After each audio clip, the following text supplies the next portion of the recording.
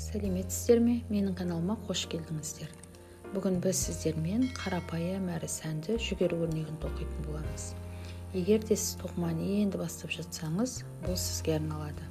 Сонымен қатар, тәжірибелі тоқымашылар да бұл өрнекті өздерінің бұйымдарына қолданады. Өрнек қарапайым болғанымен өзіндік ерекшелігі бар. Олай болса, өрнегімізді бастайық. Өрнекті тоқу екі қатардан тұрады. Тақ санды етіп ілмек іліп аламыз. Қазір мен 11 ілмек іліп алдым. Сіз өзіңізге қажетті ілмекті іліп шығуыңызға болады.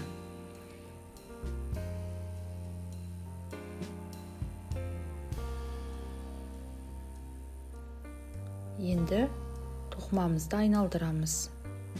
Негізгі ең бірінші қатарды оң етіп тоқып шығамыз.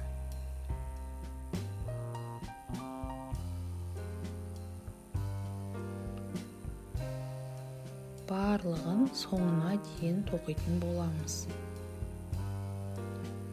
Ең соңғы қатарды теріс етіп тоқимыз. Тоқымамызды айналдырып, өрнек тоқуға кірісеміз. Ең бірінші қатар теріс етіп тоқимыз, одан соң оң. Осылай қайталай беретін боламыз. Бір теріс, бір оң тоқимыз. Соңғы ілмек қалғанша тоқып шығатын боламыз. Ең соңғы ілмекті теріс етіп тоқимыз. Сонымен бірінші қатарды аяқтадық. Әрі қарай екінші қатарды бастаймыз. Шеткі ілмекті іліп аламыз. Барлығын оң етіп тоқып шығамыз.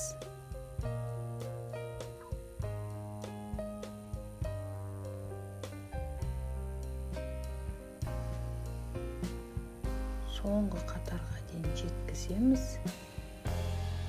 Ең соңғысын теріс етіп іліп аламыз. Міне екінші қатарымызда дайын.